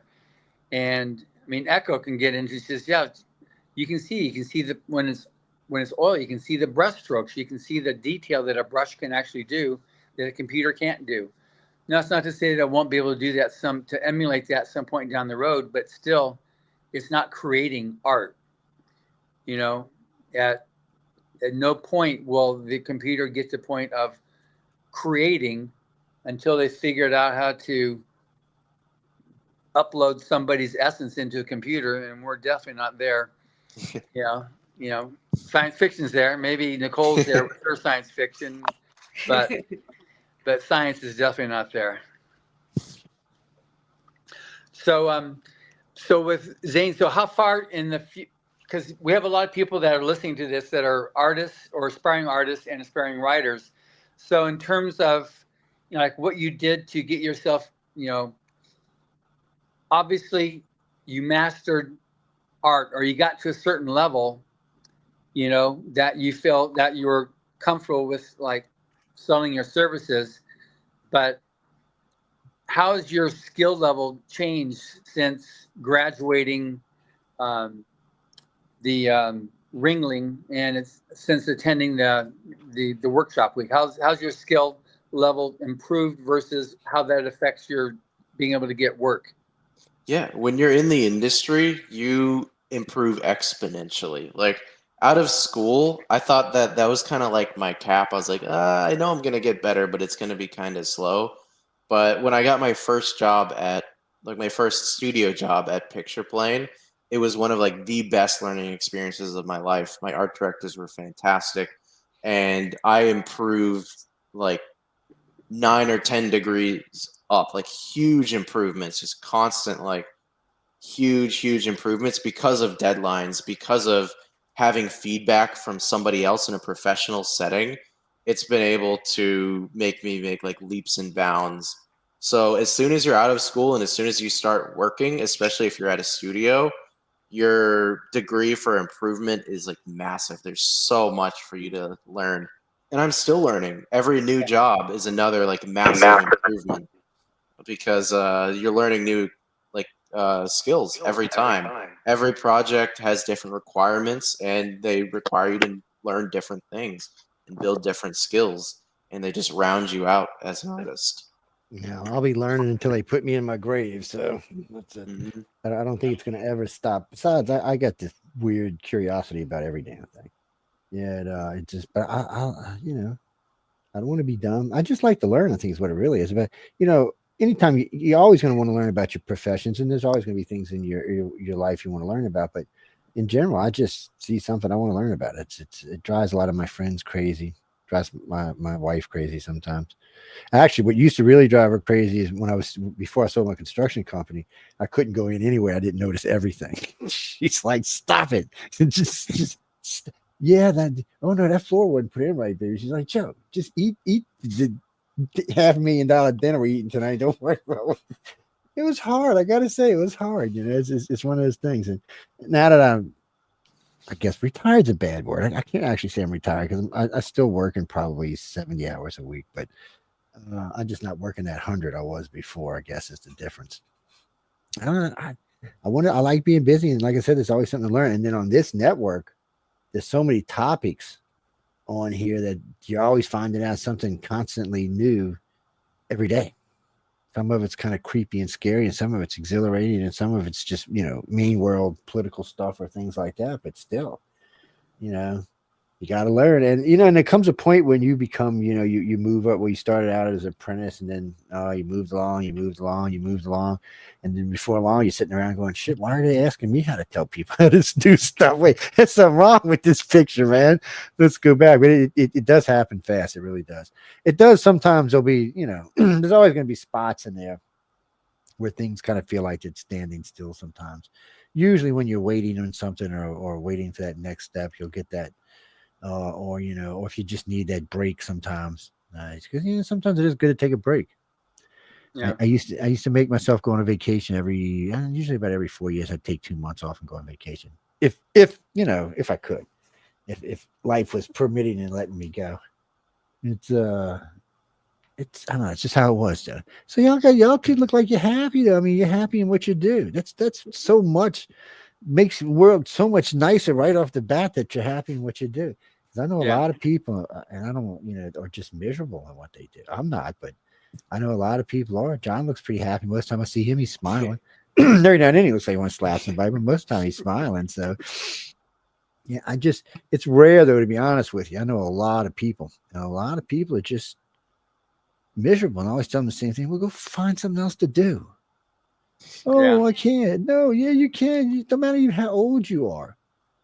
A good friend of mine the other day, he just made 68, and he had been retired. He decided he wanted to go back to work, so he went and got him a job as a floor manager for one of the casinos. And this dude used to run a corporate company. He knows jack about casinos, and he's having a ball.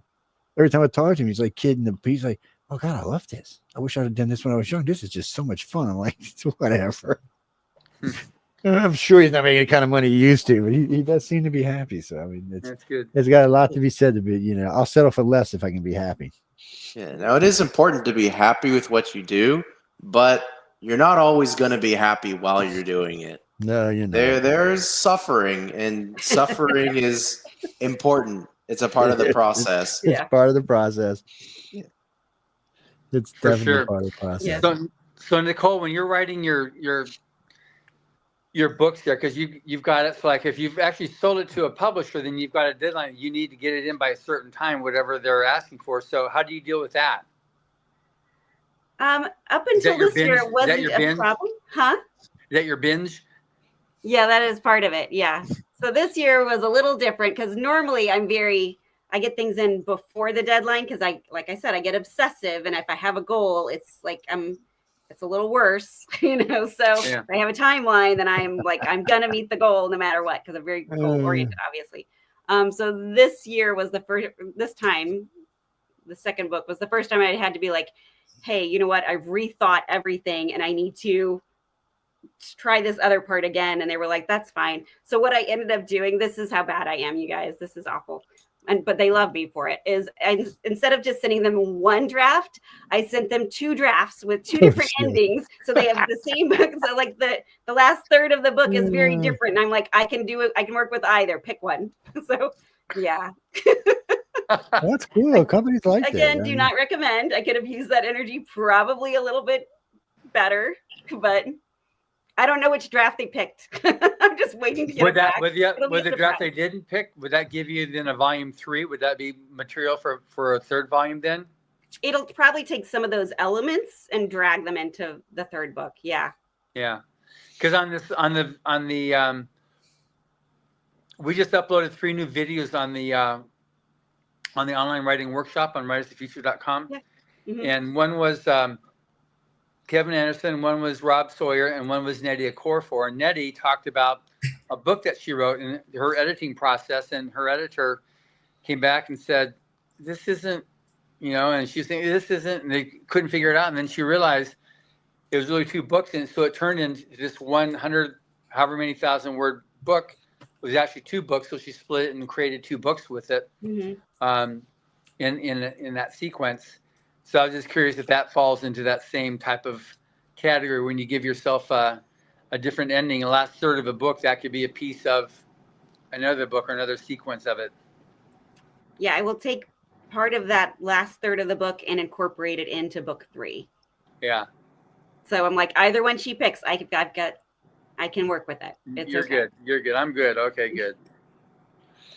So in terms of tips and suggestions for aspiring artists, Zaine, what do you recommend for somebody to, like, you went to Ringling, which is a very prestigious art school, and so some people don't have the resources or wherewithal to do that, and so they're up to doing the YouTube and just kind of like self-teach themselves. But for you, what are some of the real essential things that is, from your perspective, to really make it as an artist, are basics that you've got to have in order to be able to be successful as an artist? I think one of the most important things is to join a community. Have people around you who are artists, people who are working in industry, people who want to work in industry. Just have a lot of voices around you. Yeah. There are a lot of servers you can join, people you can talk to. There are mentorships that will let you in for free, where you can just talk to art directors. You can talk to people that are in industry. I've joined a lot of communities myself. Peter Moorbacher, he's a famous illustrator. He's got a community that you can feel free to join anytime. Timothy Mathon, I'm not French, so I can't say his name correctly. The Art Nest, fantastic community. They'll let you in for free. There's tons of art directors. Tim himself, he's an art director at Ubisoft, or was an art director at Ubisoft. Join a community, have people that will give you different perspectives, people that can give you critique on your work, because it's going to hurt getting critique from these people because they have a lot of things to say, but they're very important. And if you can take it in stride, it's going to make you so much better, and it's going to make you so employable. And if they like you and you take the critique well and you show that you care, they could even get you a job. Wow. Yeah, just you mentioned French. I just the podcast that just went live today is The Children of Moebius. I don't know if you ever heard of him. You mentioned French. Yeah, one of my favorite artists. Yeah, so he was a founding Illustrators that feature judge, and Really? until he passed, he had cancer, and so he passed in the early 2000s. But both of his children, they were at Frankfurt Book Fair, so I introduced myself and we chatted, and I got a picture because he did an illustration for one of our winners in Volume 4, Rise of the Future Volume 4, and so we talked about it. They were just amazing kids. They had great stories to tell about their dad, but I didn't know that he was one of the founders of Heavy Metal magazine, and so many of the comic art style was he created. And then you've got like his creative work went into the movie Willow and into various horror movies, and it's just amazing the number of credits he's got from the big Hollywood producers, what he did to contribute to art and illustration and design. It's just amazing. I had no idea, but talking to his kids are just amazing. But that's the podcast that's currently live right now. You might enjoy listening to it. They're both two just lovely kids.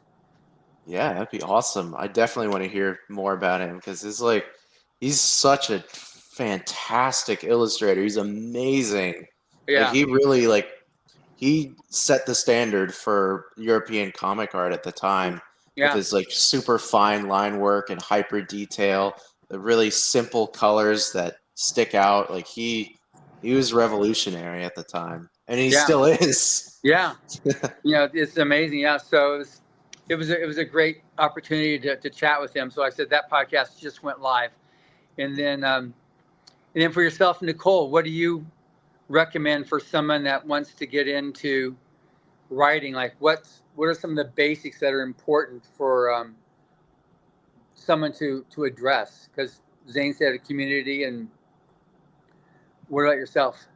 I would definitely say community as well. And you have to get comfortable putting yourself out there. I know a lot of new writers are terrified to have anyone else read their work. And then when they get some feedback, they can take it very personally and not realize it's not them. It's just like, hey, you try this, have you thought about doing it this way? So definitely community. I agree with that 100%, of people you trust who are there, fellow writers who are at different levels of success, right? You want somebody who's kind of at your level, somebody who's a little bit higher up the ladder or has had a little more success to actually kind of give you a well-rounded view. Also taking classes, because I didn't come back to writing until 7 years ago, I think. 6 years ago, actually, 2019. So that's when I started writing again, and I didn't know anything about writing. So I ended up, that's how I found Writers of the Future, is I wrote 3/4 of a novel, and it was absolutely horrible. And I realized I needed to learn how to do this. And then I emailed Dave Farland and just cold emailed him because I didn't know better. And he was kind enough to email me back. And then you guys uploaded the original courses. Yeah. And so I took those, and those really helped. And then, I would take the free classes, any free classes you can. The Writers of the Future has 6 now? You guys have 6 classes up? Yeah, well, it's one long one. It's got 16 videos in there, but it's the online writing workshop. Yeah, it's got 16 videos now, and then the 10 essays from L. Ron Hubbard. But it's free. You can go at your own pace. You can do it as many times as you want to. Yeah. Yeah, and then there's also tons of free classes on YouTube. Like I follow Brandon Sanderson's classes because he puts all of his classes free online, which is amazing. His college classes. Yeah. So, find the classes, get your work out there, have somebody you trust read it, and listen to their feedback. Whether or not it's right for your story, you have to kind of suss that out on your own. But because not all of that feedback is correct for your voice or what you're trying to say. Were you ever part of the Writers of the Future forum? Oh yeah, big time. That's where I started meeting people. That's where because I joined the forum, I think.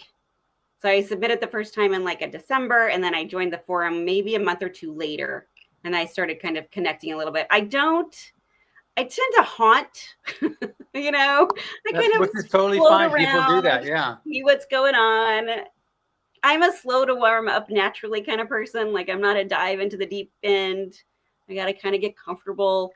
So it took a while before I actually started interacting there. And then I started doing critique exchanges and that sort of stuff. Yeah. And that was very helpful. Yeah. And so what she's talking about, everybody listening here, is writersthatteaches.com. If you navigate on the left side of the page, there's one called the Writer Forum. You can go there. You can, like Nicole likes to hunt, others like to lurk. People just want to see what's happening before they join, which you're totally able to do. And we just recently started beefing up the Illustrator side too. We've had Echo in there, and we had someone else recently go in there, and then we're about ready to have another one that's going to be set up to go in there to create an Ask Me Anything on there, so we can just start building up the Illustrator side of the forum as well. It's one of the best science fiction forum 3 or 4 years in a row now, so it's a good thing. And it's just got one basic rule, just no dissing anybody, and if you do, you're given a warning. You do it second time, you're banned. You're not just kicked off, you're banned. It's just that no need to have somebody that's going to give you grief. If you want somebody to give you grief, just go to social media. That's fine. Oh yeah. So Zaine, do you do much on social media? No, not at all. Yeah, pretty much I keep to myself. I like to keep all that misery out for now. I mean, once I'm trying to build a brand, I definitely need to. But at the moment, being like a company man, I'm okay with just sticking. My only social media is my email, pretty much, that I'm just sending to. When you At work, ArtStation, was that the link you said was at ArtStation? Oh yeah, it's an ArtStation link. That's where I just post my portfolio and anything that I think is cool. Like if I make any cool personal work, I'll probably put something on there in its own tab. Yeah, what's it called again? 'Cause I need to send this to Craig Elliott. So what's it called again? That would be Zaine L, Zainel, all one word. Yeah. .artstation.com. And I have it in the private chat as well if you want to take a look at it. And if we get in contact, Craig and I'll send him my client work, which is password protected and everything. And I can show him some of the stuff that I've worked on for AAA clients and stuff. Okay, great. Yeah, because it's there we go. Yeah, because I want to get introduce you to him because your work is amazing, and Craig is just amazing too. Thanks so much. Yeah, I love Craig's work. I was actually there for one of his workshops. Really? Yeah. At the during our year, except he was doing it over Zoom. Yeah. At the time, because it was just at the end of COVID, or was it? Yeah, just about at the end of COVID. Yeah. Yeah. He had problems with infections, and so he just stayed clear of all that. So he was just he's just an amazing artist, and like he did great with our last cover, volume 41. But he does such amazing work. Yeah. So now, Nicole, so next year, are you going to Superstars again? I am not. I'm not. This will be my first year missing Superstars in 5 years, 6 years. Yeah. Yeah, I won't be there this year. I was going to do. Pardon? Where are you going to go? I was thinking of doing Life, the Universe, and Everything in Salt Lake City, which is the following weekend. Yeah, I'll be there. So I'm still that's on the table. I've got a lot of family stuff going on that I'm trying to deal with, like aging parents and some heart surgeries to deal with post-op. So once those kind of get settled, I'll know a little bit more of my schedule. Yeah, Emily was invited to be to give the keynote address at the LTUE this year. So oh wow, that's exciting. Yeah, so she'll be there to do that. So that'll be fun. Yeah. I will be at the Imaginarium. I'm a panelist and a speaker at the Imaginarium in Louisville next summer. Oh, that's so exciting. I finally bit the bullet and applied to be a panelist somewhere. That feels like it's a lot of pressure, but we'll see. That's good practice. Congratulations to you. Thanks. It's good practice for talking to people. It is. Yeah. I just don't, the thought of sitting like up on a stage somewhere and having to talk to people is like nerve-wracking. Yeah, but you have no problem right now Comfort because of you're my talking. home. So, Yeah, like but- right yeah, now, but you're see- talking to 4 million people right now, and you don't have Well, a problem with thanks that. for that, John. Thanks. That's great.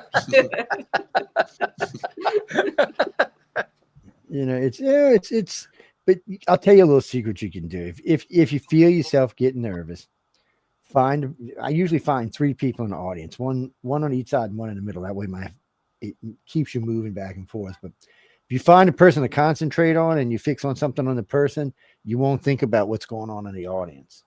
It'll keep your brain occupied while you're talking, so you don't have to do it. Because one of the problems, especially with people who do this, usually most people are going to get up on stage and talk. The way their brains work is it's usually faster than the average person. So you can allow yourself a little leeway to just fixate on something. Doesn't matter what it is. Oh, by the way, it's a good way to pass a polygraph too, by the way.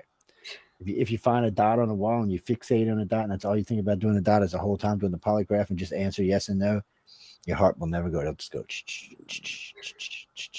I used to do this. That's how I know. But no, it really works. When I first started lecturing, it used to make me nervous. Even though on a Wednesday night I was talking to 1 million people, I got in front of 200. It was making me nervous. So it's I learned from a matter of fact from another old speaker. He said, "Let me show you," and sure enough, it works perfect. And it can be any dumb thing you can pair glasses, something on a person's shirt. It doesn't even matter. But your brain is looking for that when you move from person to person to person while you're talking. Your brain's looking for that, so it's not looking for all the other mess that might be going on around you. It allows you to concentrate on what you're saying without actually thinking about it. It's a really nice way of doing it. And Jesse, it's true for anybody who speaks long period. You should always have a glass of something cold and something hot. It's only for people who are going to be speaking for a long time. It keeps your vocal cords nice and solid. They won't get all hard on you. But no, it's an easy way to do it. It just really keeps your brain from thinking about other stuff. Is what it does. Because authors especially, they're probably worse than illustrators are, because illustrators tend to focus on one thing. Authors are trying to think so far ahead for their story. It's one of those things. So your brain's always looking for something. Most of the illustrators I meet, they're already got a good idea of what directions they're going. Authors, I find, they have a good idea what they're going, but once they sit down and start writing, their brain just kind of leaps out ahead of them and starts looking for other directions it could be moving in. So it's a very weird thing. So I do notice, especially authors tend to be more extroverted after they've been in the field a while. Illustrators, well, actually, that's kind of weird, because any interview I've done with any author at Writers of the Future has never been less than an hour and 20 minutes. Some have gone as long as 3. The longest interview I've got with an illustrator at Writers of the Future is 35 minutes. So that's just something right there. But now when they get older, that flip-flops. When they get older, the authors become inverted and the illustrators become extroverted, because like Tom and Echo and all them shit, you can't even shut them up once you get them talking. It's they got a lot. I'm not being rude. They're both friends of mine. They got a lot of information in their head. So once you can go up, but the illustrators, the authors seem to go the other. It's just strange to watch. It's just, I wouldn't have noticed it, but since I do this for a living, it's I was like, wait, there's something not right with this. It's just backwards. But hey, it works out good for everybody involved. So, but you got to remember, you're the one promoting yourself. You always got to be thinking about promoting yourself. And but someone like Jesse and them and Christopher and all of them, they don't promote themselves because they got jobs with gaming companies and they're very happy with what they do. So, Jesse's been with this company for 6 years now. So he gets 1 week of vacation for every year he's been there. So now he gets 6 weeks a year off, all paid vacations. And they give him all kind of other bonuses. And they even give him, if the game does more than expected, they even give him a bonus off the top of the game. I was like, wow. That's nice. And there was a couple of game companies that have moved down south to what they call, what do they call it? Silicon Bayou. And they're going, because it's cheaper, it's the labor's cheaper than being out west in California. Silicon Valley, you're going to have to hire somebody around $200,000 Down in the deep south, you can probably get the same person for 100, 120 because it's just that much difference. See, where I live right now, I live in a state that's 12% below the cost of living nationwide. John lives in a state that's 24%. So from there to here, it's a 36% difference in pricing. 36%. And I live on the water, on the Gulf of America, out of my front yard. And it's still a 36% pricing difference. It's insane. It's insane. So yeah, it allows them to bring people in down here, and these people get more bang out of their buck, I guess is what it really comes to. But anyways, a lot of them out there. They're always looking. I mean, I always hear them bitching. Carly Carlin Westonhouse the other day was just telling me, he said, finding good authors and finding good illustrators like pulling teeth. He said half the people come to him want to use AI. He said we already use AI. He said we're not using it for development. We're using it to speed it. Both these gamers I know are doing the same thing. They're using illustrators and authors and programmers to build their games, and then they're using AI. Instead of taking another 2 years of development, the AI does once they've got what they want, they turn it over to AI, and AI does a game in like 6 months instead of 18 months. So it allows the game company to get them out faster and at a better price, which allows everybody to make more money. And but yeah, they like that. They both keep a big stable of authors and illustrators, both of them. They're always looking for new concepts. They're always looking for new kind of games. They're always looking for something. I was having dinner with both of them not that long ago, and they're like, "Hey, Joe, you guys are developing games?" I said, "No." "Come on, you used to be a gamer." I said, "Practice." The usable word here is "used to be a gamer." I said, "I don't keep up anymore. I don't know who's doing what." I was like, but they're constantly. And there's so much money to be made in that field. It really is. But it doesn't matter where you are. I mean, I'm probably sure any of the 6 or 7 major places they have a Silicon Valley set up, you could probably get a really good job. Zaine seems to be going that way. Nick, you seem to just like to take it easy, write your book, go crazy for a couple of weeks, and then relax for a little while, go on to the next thing. There's nothing wrong with that either. I know quite a few writers. I know a couple of illustrators that do it that way. And then I also know what I like to call 9 to 5 illustrators and writers, where they get up in the morning, get a cup of coffee, go into their studio, come out at lunch, go back to their studio, come out at 5, they're done. Nick Redfern is one of them. He's got 144 books to his credit. And that's how he writes, 9 to 5. And he writes about everything. You name it, he's written a book about it. It cracks me up. That's I like having one of guests because he can talk about anything. I mean, it doesn't matter. He's insane. But I know we're going to get out of here in a few minutes. But anybody want to plug anything before we go? Anything y'all got to let people know where you're at? Or well, Nicole, you got your book you need to plug. Oh yeah, plug away, man. So The Malice of Moons and Mages is book 1 of the Broken Bonds of Magic series. It's available pretty much anywhere books are sold. So Amazon, anywhere actually, Barnes and Noble. Yeah, that book needs to be right there. Bookstore, huh? That book needs to be right there. See how we get your book standing up there? I tell authors all the time, they send them to me. What we do is we put them up there from whatever the time they send them to us is until Christmas. But see, now that we're into November, any books we get now will probably won't get given away until next Christmas. Yeah, they'll get shown because they'll be up there with all the other books that are getting given away. So some of them will be up there for a full year sitting up there. And I mean, on any given week, I host 4 shows a week, but a combined audience, it got to be, let's see, 3, 9, 17, 18 million people between them all. So that's why I tell people. And we got a new art shelf. I can't show you right now because I got my other camera there, but we've got a new artist shelf, and actually 2, where we just display artwork that people send us. And that's also stuff we give away at the end of the year. Unless it's something really nice, then it's going on one of my walls. It's going to be there for life. I do believe in advertisement for life. It's fun. And the best part about all these things is these archives will be up for God knows how many years. I mean, we've got archives going back 30 years now. So, and everything that's in them, commercials, promos, videos, pictures, all that stuff's still there 30 years later. So that just tells you it's like lifetime advertisement. That, and we also tell people, like, see how we did Zaine's website earlier. We tell people all the time. I did it when Tom Wood was on. I was like, well, look, just use it. I said, you just put your whole entire website up here talked about every piece of art you had. It's a great way to introduce stuff to people. Yeah. You know, and to say, here you go, take it, listen, read. Yeah, it's good stuff, and it's even allowed to be edited because we leave it up in its whole for anybody who wants to use. Well, I shouldn't say anybody, but anybody affiliated with Writers of the Future, or the person who owns the, like y'all would be partly y'all's and John's and ours. So outside of that, they'd have to have permission to use it. But yeah. Other than that, doesn't matter. But John, you got anything? Because I know we got to get out of here in a second. No, I'm just if you're not familiar with it, go to writersofthefuture.com and find out how to enter the writer contest and illustrator contest.